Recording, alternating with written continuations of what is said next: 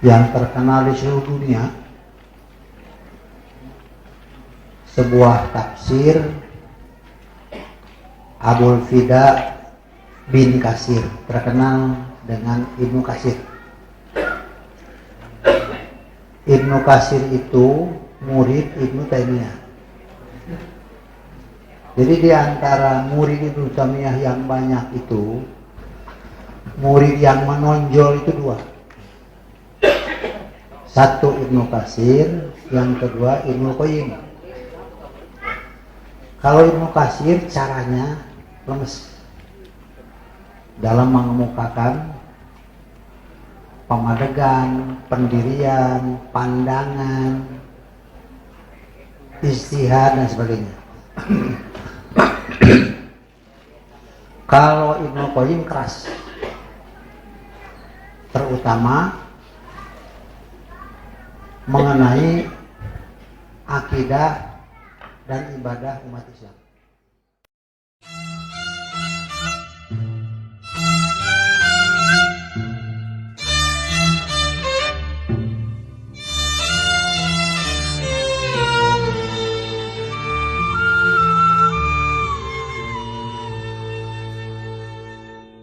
Surat An-Nahl ayat 61. Ini masih berlanjut dari dua tulisan yang lalu. Hanya cara memahaminya begini. Kalau kita memperhatikan, contohnya ya, yang terkenal di seluruh dunia, sebuah tafsir Abul Fida bin Katsir, terkenal dengan Ibnu Katsir. Ibnu Katsir itu murid Ibnu Taimiyah. Jadi di antara murid Ibnu Taimiyah yang banyak itu, murid yang menonjol itu dua. Satu Ibnu Katsir, yang kedua Ibnu Qayyim. Kalau Ibnu Katsir caranya lemes dalam mengemukakan pemadegan, pendirian, pandangan, ijtihad dan sebagainya. Kalau Ibnu Qayyim keras, terutama mengenai akidah dan ibadah umat Islam. Anti syirik, anti khurafat, anti bid'ah. Nah, misalnya ini banyak anak santri nih, kalau membaca kitab Hadi Rasul, itu tulisan Ibnu Qayyim, ya, keras cara membersihkan. Padahal dua-duanya sejaman, tapi mungkin menghadapi masyarakat yang berbeda. Nah, Ibnu Katsir yang saya maksudnya Ibnu Katsir dulu. Jadi ada yang beliau tafsirkan satu ayat saja. Satu ayat saja. Apabila pada ayat itu ada kalimat-kalimat yang menyangkut manusia tidak akan tahu kecuali berdasarkan dalil, berdasarkan wahyu, itu biasanya beliau berbicara panjang dan disertai dengan dalil-dalil 4 macam. Satu, dengan ayat Quran yang beliau anggap sebagai dalil untuk penafsiran seperti ini. Lihat pada surat Anu ayat sekian, surat Anu ayat sekian. Kedua, dengan hadis. Yang beliau utamakan hadis itu hadis Bukhari Muslim. yang sering disebut muttafaq alaih. Nah, kalau menurut beliau bahwa hadis ini ada jaminan sahih dari Bukhari dan Muslim, biasanya tak disebut yang sanadna. Dari sahabat an Abi Hurairah begini, guys, begitu. Tapi kalau ada riwayat yang lain selain itu, misalnya dari Musnad Ahmad, jangan disebut rawahu Ahmad itu, dari Abu Daud, dari At-Tirmidzi, dari Nasai, Ibnu Majah, Daruqutni, Tabrani dan sebagainya. Karena beratus-ratus kan kitab-kitab hadis ini, termasuk juga sekian banyak kitab-kitab yang jasa-jasa besar para ulama ini untuk menjelaskan tarikh rawi, namanya tarikh satu demi satu dalam urutan periwayatan hadis. Nah ini ya, nu disebut sanad yang ngaranna. Supaya gampilnya, ai sanad dikit. Kalau kita beli putih, eta teh sapapan. Nah, itu sanad ya. Seperti itu. Nyambung, nah sanad nanti. Misalnya yang dikumpulkan oleh Imam Bukhari saja, satu dulu. Imam Bukhari, itu kan Imam Bukhari hidup pada tahun 200-an. Mana mungkin Imam Bukhari tahu apa yang dikatakan Nabi tanpa melalui sanad ini. Sapapan teh nyambung. Nah, dari sapapan ini aya samata. Kan satu-satu tuh. Nah, eta teh rawi teh eta teh. Samata gitu, nyambung sampai kepada satu mata yang terakhir. Nah, apabila Ibnu Katsir mencantumkan hadis ini untuk dalil apa yang beliau maknakan daripada ayat itu,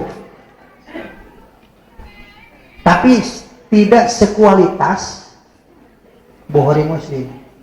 Eta teh sok dicantumkeun. Qala si anu ada sana ini, qala si anu, rawahu si anu, terus gitu. Artinya orang yang membaca tafsir yang beliau susun silahkan membaca kembali dasarnya seperti ini. Nah, eta kecerdasan, keikhlasan para ahli ilmu. Menguat pendapat dengan dalil. Dalilnya ini, silakan. Gitu ya. Kemudian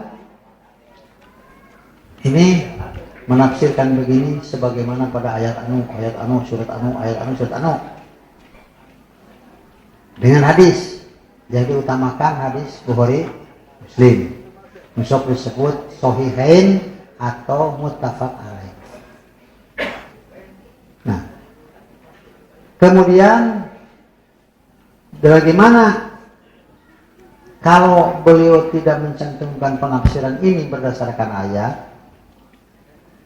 ternyata hadis pun tidak, sok dicantumkan syair, tadi hesek mempelajari, yaitu untuk menunjukkan bahwa kalimat ini di dalam ayat ini orang Arab pun sudah tahu. Contohnya seperti dalam syair ini. Bukan dijadikan sebagai dalil, bukan, tapi dijadikan sebagai penjelasan bahwa makna seperti ini orang Arab pun sudah tahu. Tahiyya buktina begitu. Itu maaf ya yang saya ingat nih, kumpulan seperti itu. Kalau nggak salah di dalam kitabnya namanya Subul Asya. Itu 14 jilid. Ada lagi Nihayatul Arab, sains Arab dengan alif. Itu sampai 20 jilid. Jadi begitu luasnya. Ya. Karena itu kalau para orientalis barat mengagumi Quran, kekaguman itu sudah memaksa mereka salah kalau tidak kagum. Karena tidak ada kitab di seluruh dunia ini yang ternyata dengan penafsiran dan seterusnya sampai lahir beratus dan beribu jilid. Ini Quran. Ketika ayeuna nafsirkan surat Al-Fatihah can tamat.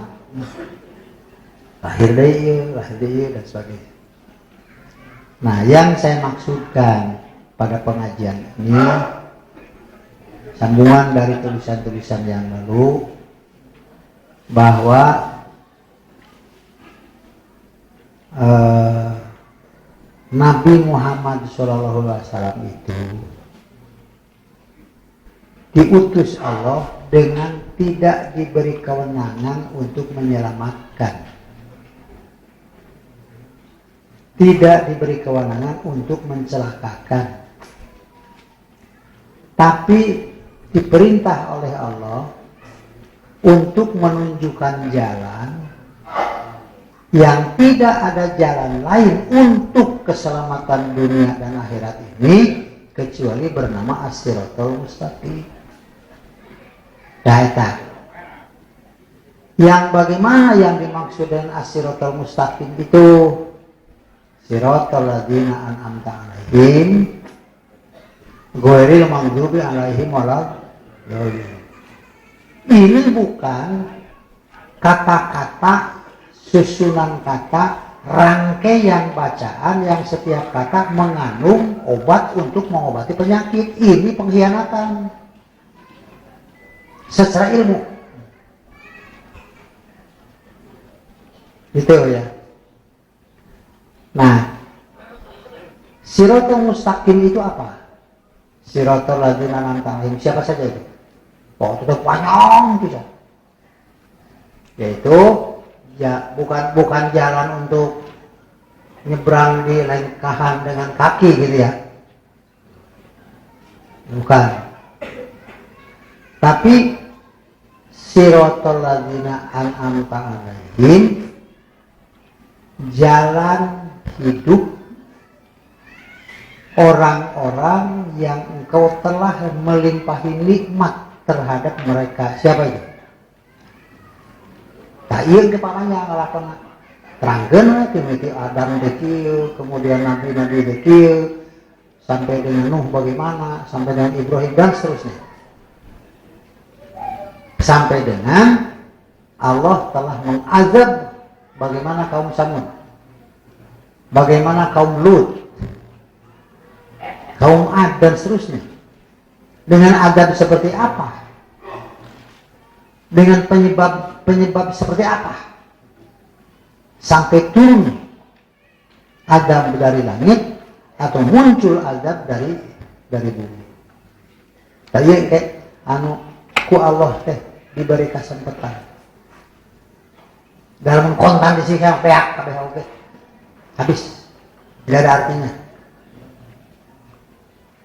Nah, kita disuguhi karena nonton TV ya. Kemarin disuguhi dengan perilaku orang pejabat. Ada yang dihukum, ada yang dicopot KPK, ada yang harus macam-macam lah. Ngebandungan teh ayeuna ada lagi istilah menjaring anggota DPR secara outsourcing. Artinya dengan kontrak. Wakil rakyat kontrak. Gimana ini? Nah, tapi ya untung kita masih ngaji ya kan, ngebandungan jengtok di Bandungan dia tuh tebungku. Nah, ya kemudian itu perilaku sampai urusan nikah siri dan waduh macam-macam. Udahlah itu. Sekarang disambung lagi dengan air kembali kepada rumah mereka. Karena tanah-tanah penyerapan air habis dibangun. Begitu air datang masuk rumah, itu bukan masuk rumah. Air mengatakan ini rumah saya. Kenapa Anda ada di sini? Kenapa Anda di sini? Ini rumah saya. Jadi kalau kita melihat Jakarta itu kan sekian puluh persen harus bebas bangunan untuk penyerapan air, untuk apa? Stabilitas udara dan sebagainya. Satu rumah mewah yang dibangun itu berapa ribu meter di beton, nanti air kemana? Ngambek, ngambek. Akibat perilaku manusia sampai jatuh korban. Kalau merunut urusan seperti ini, korban kematian itu tanggung jawab siapa? Jadi yang membunuh orang ini siapa? Nah ini nanti. Karena itu Rasulullah SAW diutus oleh Allah Subhanahu wa Ta'ala pada situasi dan kondisi manusia yang bertabiat keras, tanahnya keras, udaranya keras, manusianya keras. Tapi harus diutus oleh Allah Subhanahu wa Ta'ala bagaimana melembutkan mereka. Maka jadilah semacam Abu Bakar, jadilah orang keras semacam Umar. Sampai Umar mengatakan, kalau ada orang lewat membawa barang-barang, tanganku inilah yang berbicara. Barangnya diambil, manusianya disiksa. Setelah menjadi muslim, maka orang yang lewat dengan barang-barang ini selamat. Dan keselamatan mereka dengan tanganku ini juga. Jadi dengan kene. Nah, jadi yang ditanamkan oleh Nabi itu untuk mengubah pola pikir, untuk mengubah tangan-tangan manusia, nu asal ngarusak jadi manfaat. Pola pikir yang mudah. Setiap manusia secara kemanusiaan akan berpikir apa yang bisa diambil dari orang lain bagi dirinya. Ku Islam dibalikkan. Dengan meyakini kebenaran akhirat, ia akan berpikir apa yang bermanfaat bagi diri saya, bagi orang lain. Nah, jadi sah bisa malikkan pikiran siga kita sah. Mual bisa, kecuali dengan akidah. Kecuali dengan tauhid.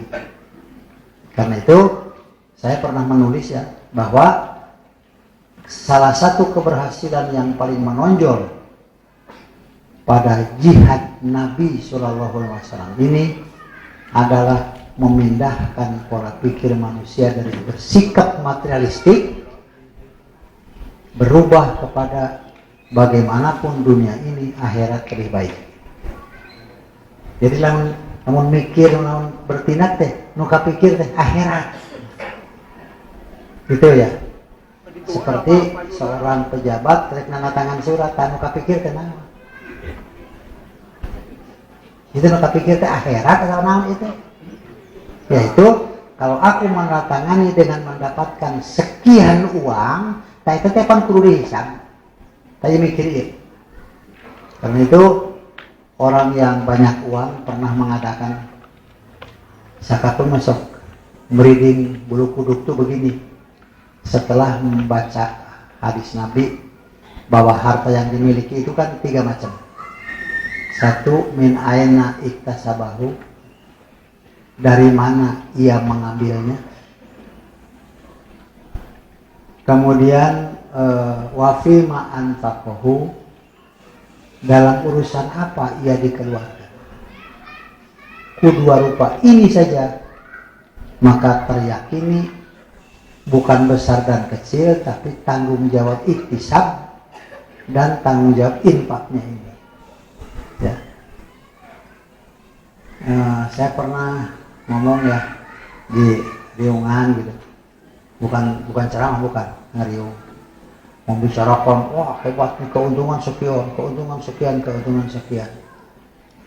Saya mengatakan sampai kumpulkan bagi kini, silahkan Anda kumpulkan untuk dibagikan.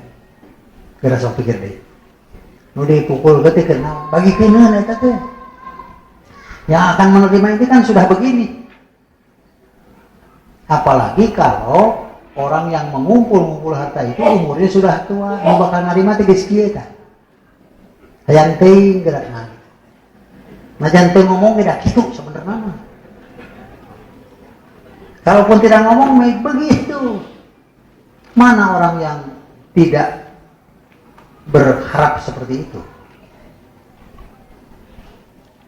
Nah, tindakan-tindakan manusia yang lepas daripada ikatan, walal akhiratu khairul laka minal ula, ini yang menjadi suri teladan pada Nabi. Setiap kali berkata dan bertindak tetap Nabi berpedoman walal akhiratu khairul laka minal ula. Kalau tidak begitu, Anda bukan Nabi, Anda bukan Rasul.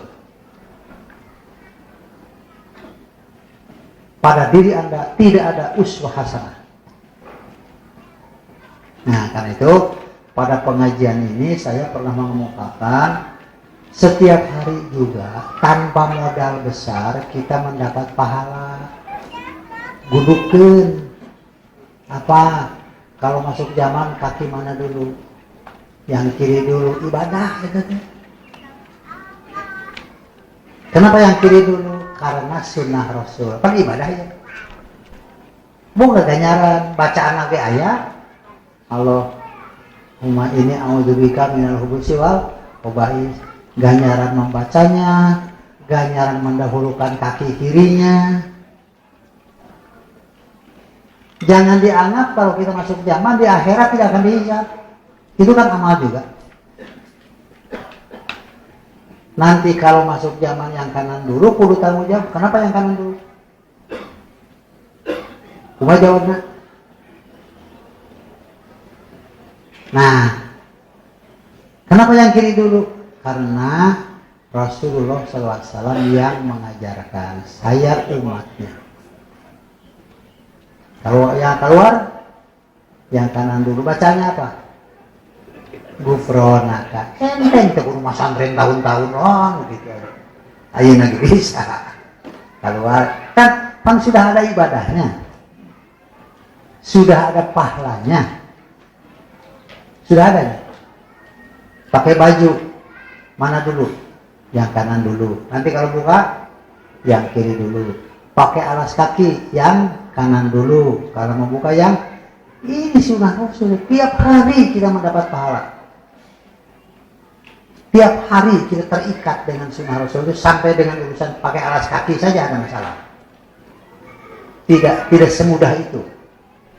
Karena itu Rasulullah SAW melepas diri daripada kebodohan umatnya. Ulangi, beliau melepas diri dari kebodohan umatnya dengan sudah memerintahkan thalabul ilmi faridatun ala kulli muslim. Saya artikan hadis itu bahwa ini tanggung jawab Nabi untuk lepas daripada kebodohan umat. Itu ya. Ini ada pertanyaan dulu nih. Saya berjamaah salat duhur, tetapi saya tidak selesai Al-Fatihah sampai sholat selesai 4 rakaat. Karena imamnya terlalu cepat. Kayak kumaha ini masalah. Dan saya ikuti sampai selesai. Apakah salat saya sah? Baru Wal maghdubi alaihim waladdallin. Allahu Akbar. Ini kan tinggalin. Ini maksudnya. Jadi selesaikan saja Fatihah itu paling tidak sampai dengan imam ruku. Bisa nyusul. Kemudian ikuti saja secepat imam.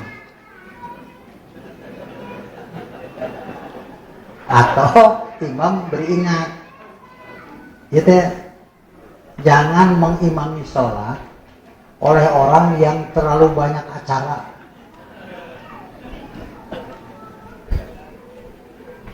Jadi kehusuan syaratnya terambil dengan berbagai acara yang sebenarnya tidak mungkin dikerjakan.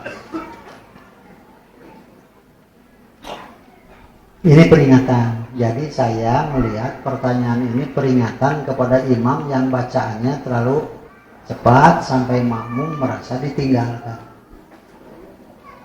Bismillahirrahmanirrahim. Ya nuru ya musnah tak tahu kiri tengah tuh bacaan teh malaikat ini walun teh.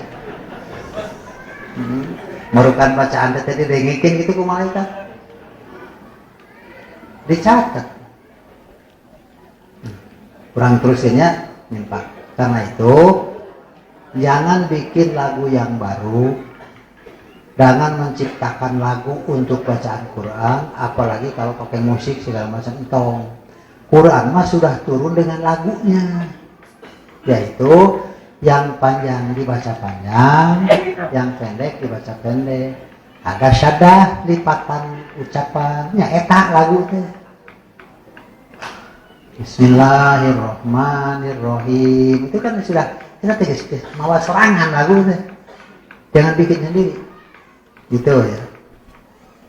Tapi aduh kumahanya adik. Wayahna ya. Saya kaget kenapa di waktu tahlilan baca kulhu lagu khusus.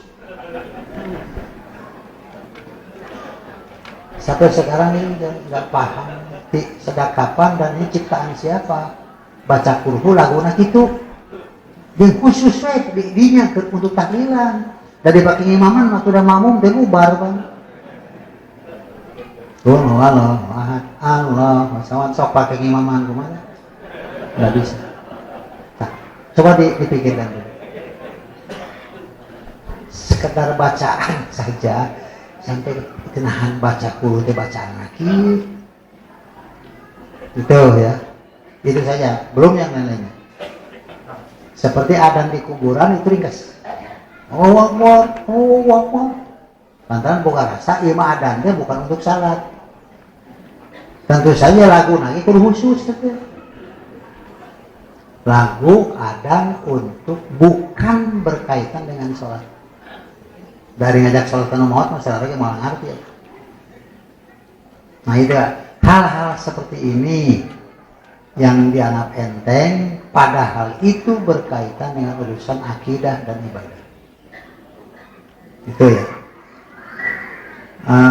Panjang tinggi ya, nanti. Apakah benar menghitung zikir setelah sholat fardu lebih afdol dengan jari tangan kanan saja? Tidak ada dalilnya. Tidak ada dalilnya menghitung zikir ba'da sholat dengan jari tangan kanan saja dan ini dianggap lebih afdol dibanding dengan tangan kiri saja atau dengan dua tangan itu. Ini tidak ada dalilnya. Hitung sajalah dengan dua jari itu, yang kanan yang kiri, jumlahnya kan masing-masing satu jari 3. Subhanallah, subhanallah, subhanallah. Kilo dah. Subhanallah, subhanallah, subhanallah. 10 jari berapa? 33 tambah satu jari. Jadi 33. Dengan ibu jari ini mulai lagi dengan telunjuk.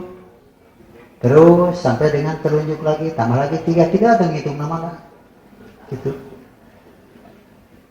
Misalnya seorang yang biasa ngitung dengan kalkulator, bisa nggak membaca pada salat zikir dengan kalkulator? Jawabnya entong, bisa tinggalin. Dengan jari-jari tangan mah para tinggalin, gitu ya. Kalau di itu orang-orang Turki itu kan ada alat yang putih gitu, dipencet trek trek trek trek gitu. Kita dengan kan subhanallah subhanallah subhanallah subhanallah gitu. Hanya dihitungnya dengan ini. Ada lagi yang dengan digantungkan di leher. Dia tuh namanya aksamala. Bukan tasbih. Tasbih itu dari sabbaha yusabbihu tasbihan, artinya ini alat menghitung tasbih. Ngaran tasbih. Gitu ya. Bukan tasbih itu aksamala ngarannya. Kalau nggak salah begitu itu ditulis oleh Pak Marsedek almarhum. Kalau nggak salah itu namanya. Jadi hitung saja dengan jari-jari, kedua-duanya dipakai menghitung. Bisi jika di yaumul kiamah ditanya, kenapa yang kiri tidak menghitung? Itu ya. Dan tidak ada dalil hanya dengan sebelah tangan kanan saja. Tidak.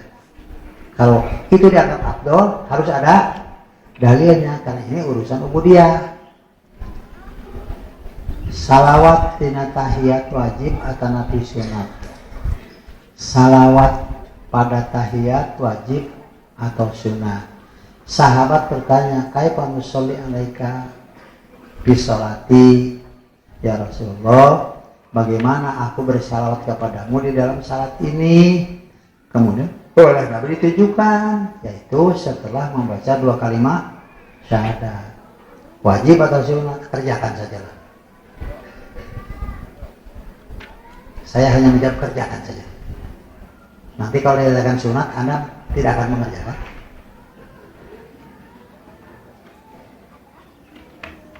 Cara berpikir seperti ini, cara berpikir Ibnu Umar. Beliau ditanya begini, apakah kurban itu wajib atau sunat? Ibnu Umar menjawab, Rasulullah dan kaum muslimin menyembelih kurban. Oh bukan itu mah saya juga tahu. Tapi wajib atau sunat? Rasulullah dan kaum muslimin menyembelih kurban. Oh bukan itu. Sampai ketiga kali, wajib atau sunat? Kata Ibnu Umar, apalah ta'kil. Anna Rasulullah sallallahu alaihi wasallam, doha Rasulullah sallallahu wal muslimun. Ai mana boga pikiran teh? Allah dan kaum muslimin wajib kurban. Tak itu jawaban Ibnu Umar. Saya mau disebutkan sunat jadi mual gitu ya. Itu dupi salawat di luar salat kumaha hukumna eta mah aya dalilna. Kalau kalian mendengar namaku disebut maka sallu alaihi, silahkan kalian bersalawat. Cukup sendiri-sendiri saja dan dengan bahasa yang tidak usah membuat sendiri. Nu aya pigawe. Yaitu Allahumma sholli alaihi boleh, sallallahu alaihi wasallam bisa. Artinya ketentuan dari Nabi sendiri untuk redaksi salawat itu tidak terdapat. Bupi salat tahajud anu langkung afdol 4-4 atau nanti 2-2-2 tilu. Kieu katanya nu disebut salat tahajud teh salat usum sare. Lain salat bari sare. Yang namanya salat tahajud itu salat pada waktunya tidur. Karena begini. Jadi biasanya Nabi itu kalau tidur awal malam.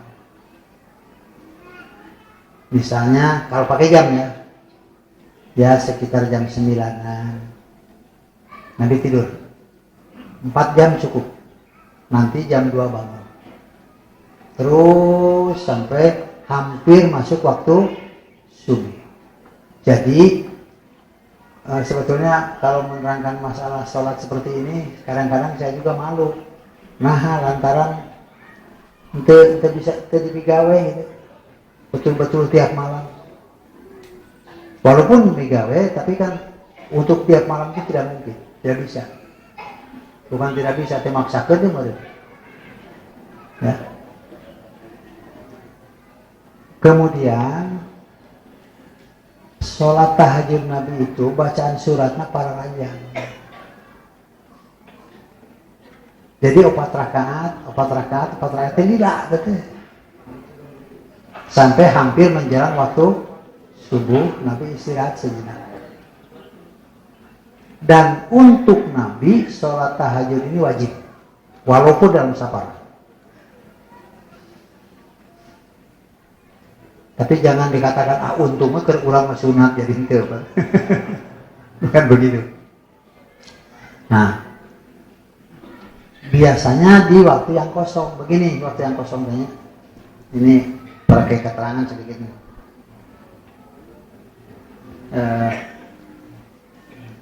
Waktu salat itu kan tilu ya. Satu nulis disebut salat sore, tulis ku ieu lah ngarana hese. Yaitu salat yaitu tahiyat duhur dan asar. Tadi salat sore. Ini mah kan salatu ieu mata. Mata bisa dijamak teh. Kedua, salat malam. Itulah. Ieu mah apa? Maghrib dan isya. Nah, ieu mah maghrib dan isya, ieu kan sawaktu. Nah, kalau maghrib dijamak dengan asar bisa enggak? Teu nyambung. Waktuna pan ieu sore, yang ini malam. Nah, nu ieu mah misah. Ieu mah salat subuh. Mana ke isya tidak nyambung.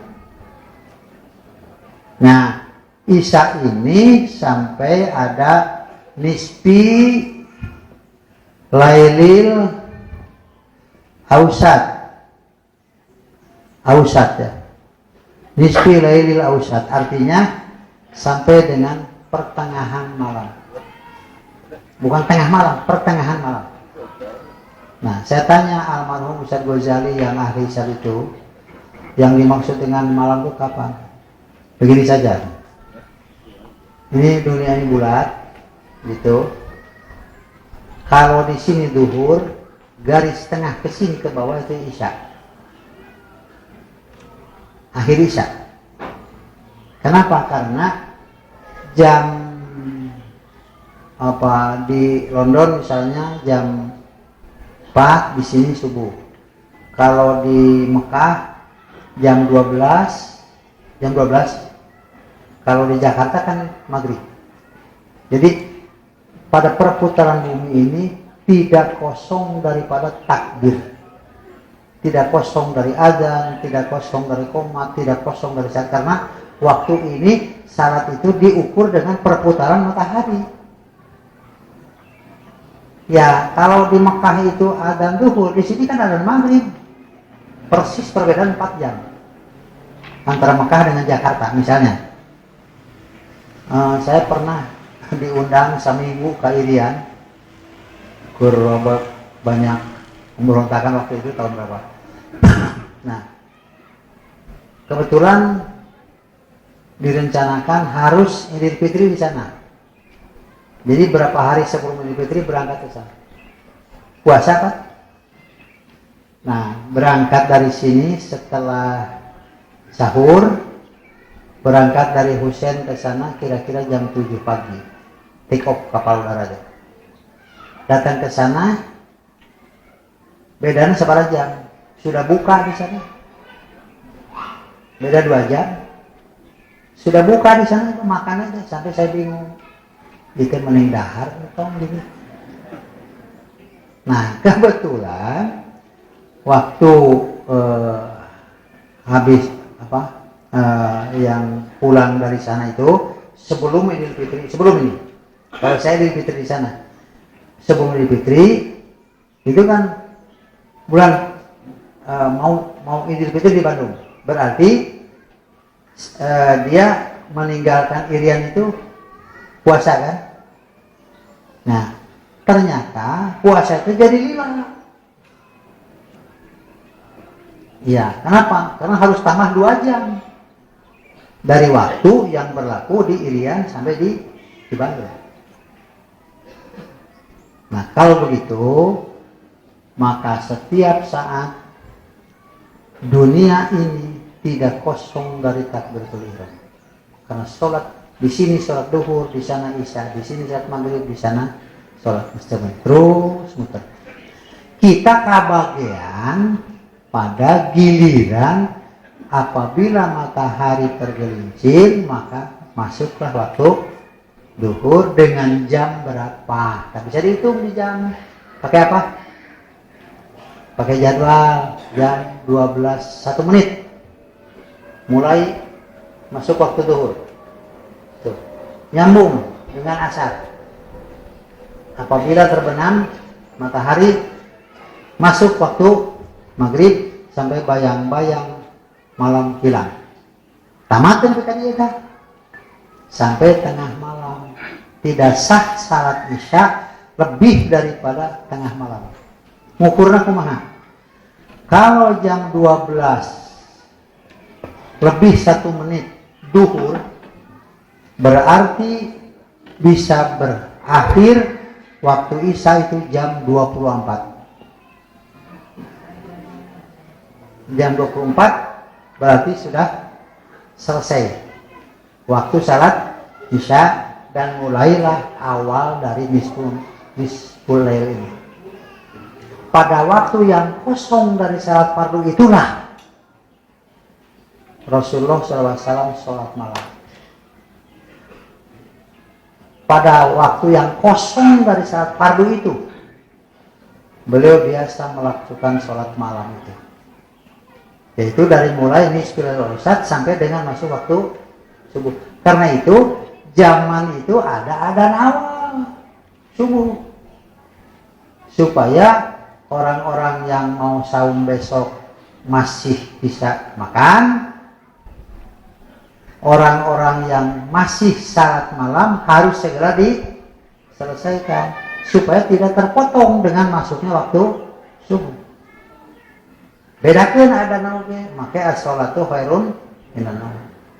Nah, jadi sholat malam Nabi itu di dia tengah malam pada waktu kosong dari salat fardu itu.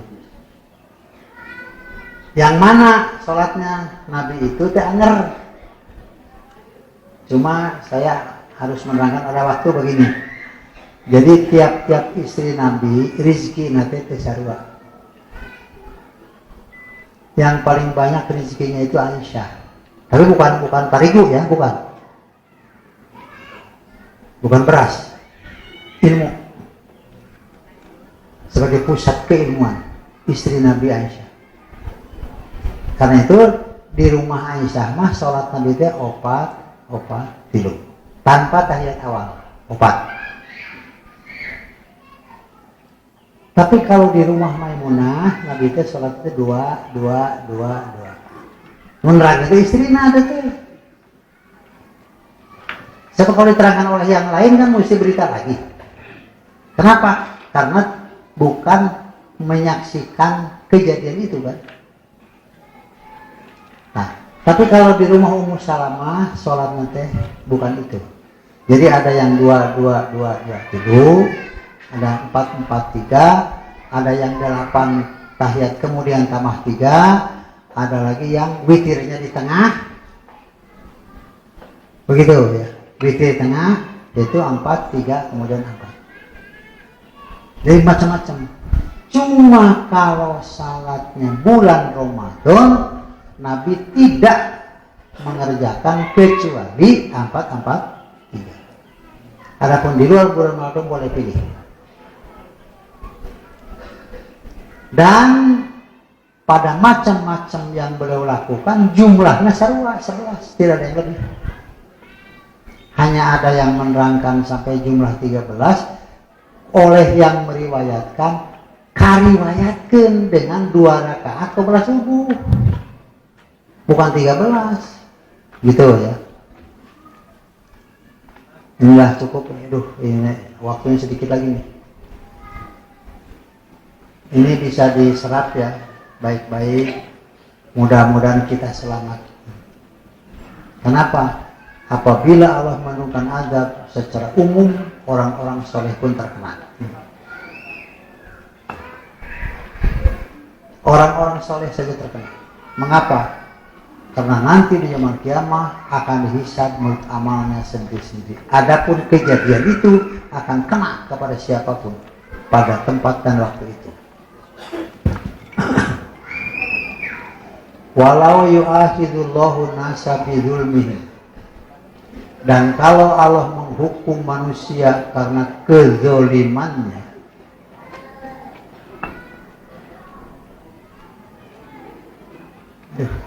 bidzulmihim, banyak itu sebab ya, dengan sebab kezolimannya, karena kezolimannya, banyak deh.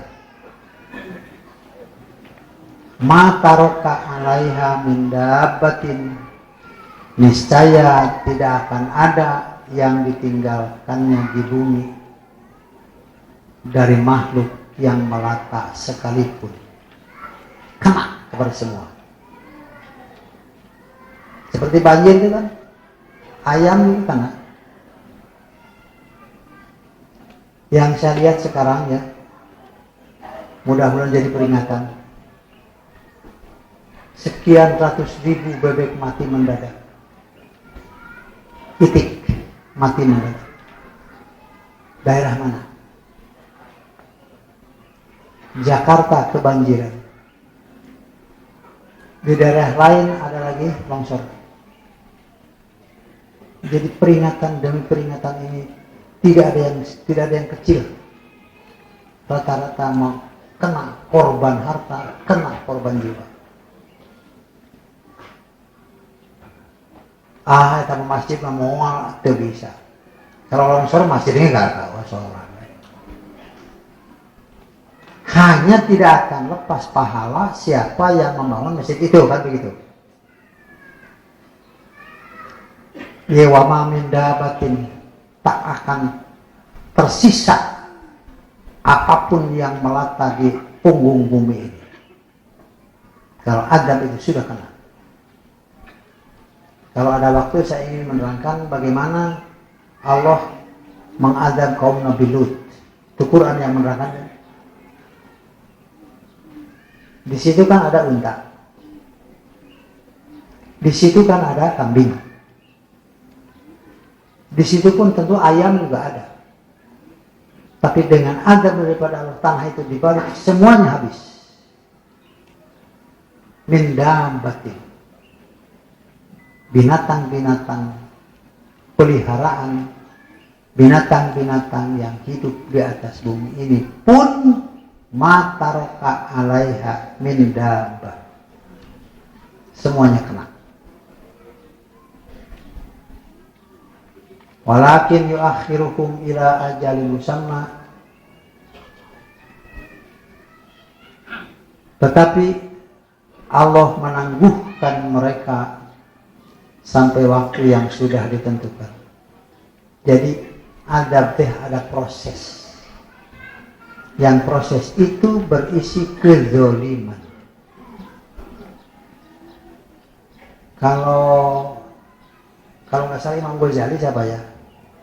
Bahwa kalau engkau berbuat dolim kepada manusia, kemudian yang didolim itu menangis karena tidak bisa melawan, tidak bisa melakukan tindakan perlawanan, kecuali hanya menangis. Air mata yang didolim itu doa, pasti sampai kepada Allah, dan Allah akan menangguhkan azab untuk sebagai balasannya. Tidak kontan. Walakin yuakhiruhum ila ajalin musamma, fa idza jaa ajaluhum, jika telah datang ajal mereka, la yastakhiruna sa'ata wa la yastaqdimun, tidak bisa diundur. Tidak bisa minta segera, tidak bisa. Allah lah yang akan menetapkan. Hadisnya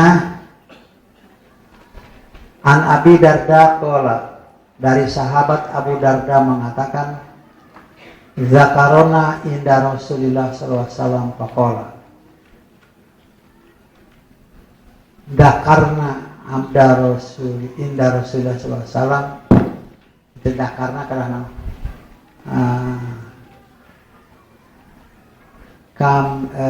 kami membacakan ayat di atas. Ini dibaca ayat itu. Jadi ada seorang sahabat namanya Abu Darda membacakan ayat yang tadi kita baca itu, walau yuakhiru dan seterusnya.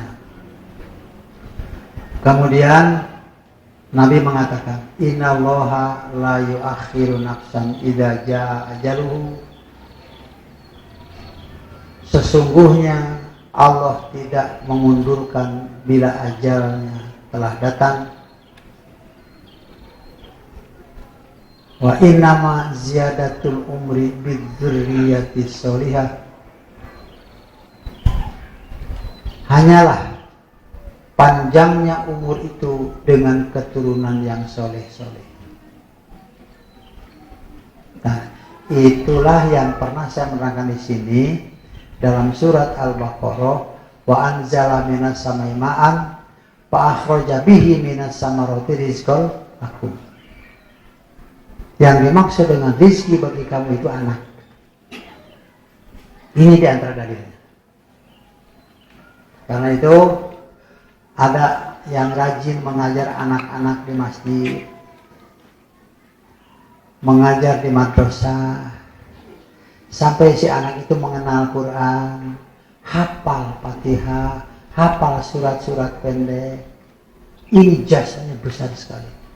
Paling tidak mereka tidak akan jadi Kristen. Kalaupun tidak jadi kiai, tidak jadi ulama, tapi tidak akan keluar sebagai umat Rasulullah. Dia mengenal Fatihah, mengenal cara salat, mengenal Assalamualaikum dan seterusnya. Padahal kecil-kecilan saja mengajar anak-anak di masjid, maka ustadz ini jasanya besar sekali, memanjangkan umur orang tuanya. Ini dalilnya.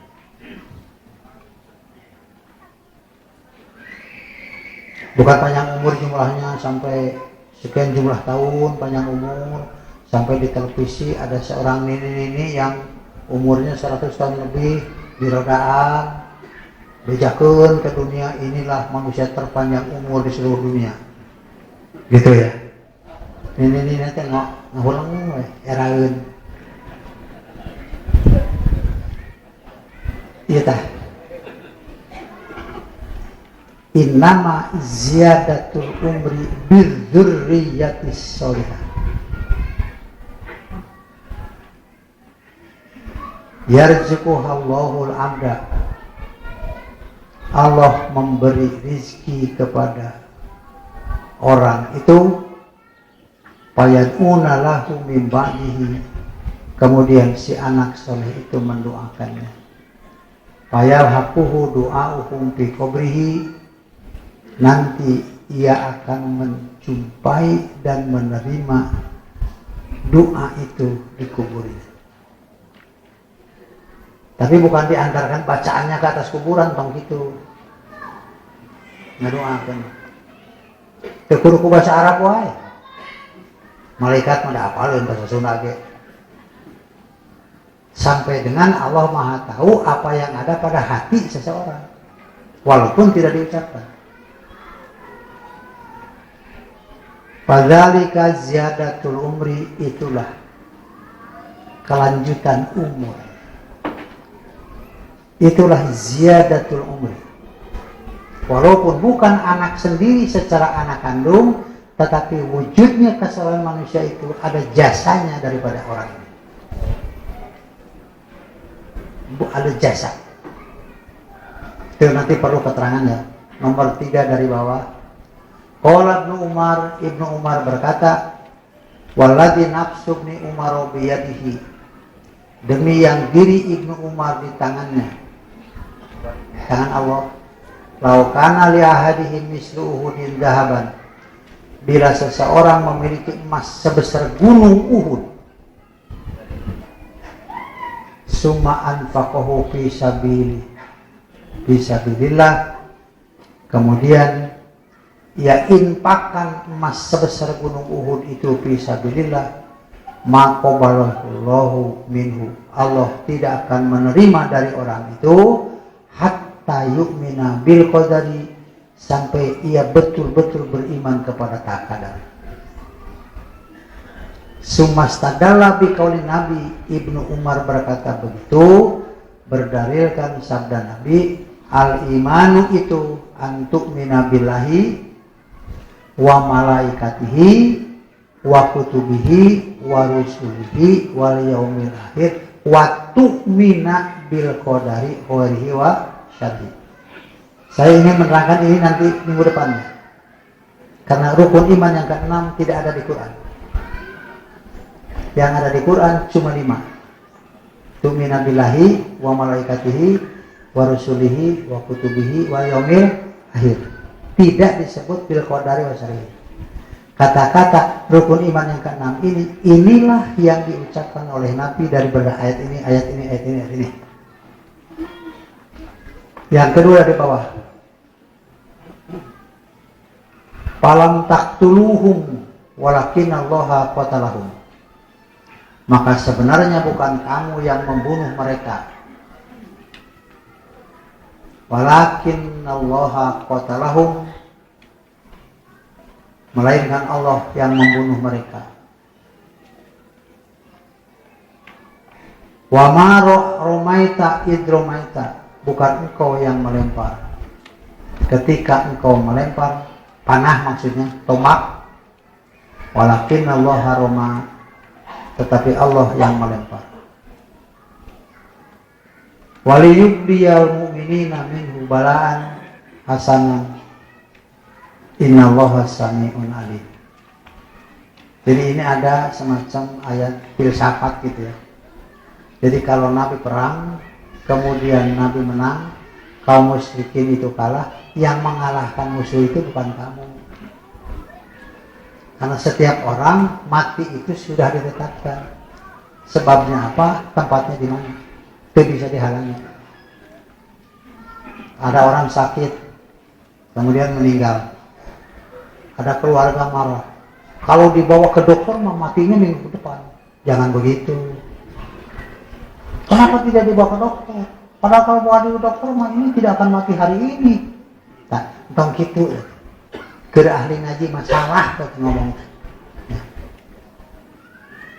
Muhammad bin Qais wa Muhammad bin Ka'ab al-Qurdi mengatakan, lamma danal kaum ba'duhum ila ba'din, tatkala kedua pasukan pada perang Badar itu berhadapan, akhadha Rasulullah SAW qabdatan min turab, Rasulullah mengambil segenggam tanah, paroma biha fi wujuhil qaum, kemudian beliau lemparkan ke muka orang-orang musyrikin. Faqala syahatil wujuh, waktu itu kami menyaksikan penglihatan mereka jadi tidak jelas. Bisa diturutkan cobaan, gitu ya, coba saja. Ini sudah beres ya, insya Allah. Nanti saya ingin menerangkan mengapa rukun iman jadi 6. Kalau di Quran yang 5.